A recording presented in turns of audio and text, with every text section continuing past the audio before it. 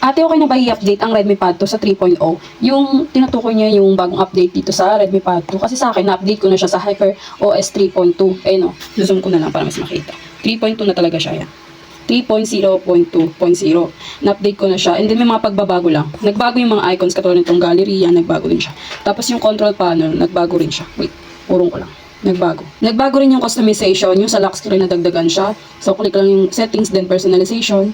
Tapos ayun yung nagbago sa kanya. Makikita mo na yung mga kinostomize mo sa home screen kasi ganyan ako. Pwede mo siyang i-diretso delete na click mo lang tong yung red.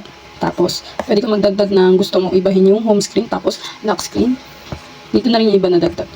Sample na lang ito lock style. Tapos ganyan yung itsura niya. May mga nagbago rin sa customization like ito. Click ko lang. Yan. Tapos pag click ko na ito, may mga nadagdag dito like ganyan. Ito. Basta marami siya be. Tapos sa font naman niya, ganun din. Katulad ng dati, tapos may mga color pa rin, diba? So, yun yung mga napansin kong nadagdag dito. Tapos mas lalo siya naging smooth. Ngayon lang, oh. Mas lalo siya naging smooth. So, ayun. Kung may tatanong ka po or request, comment down below. And paalala lang, after nyo i-update, magkakaroon siya ng mga minor lag. So, wait nyo lang ng saglit kasi nga, i-optimize pa yun siya bago siya maging smooth kagaya nito nung na-update ko na siya.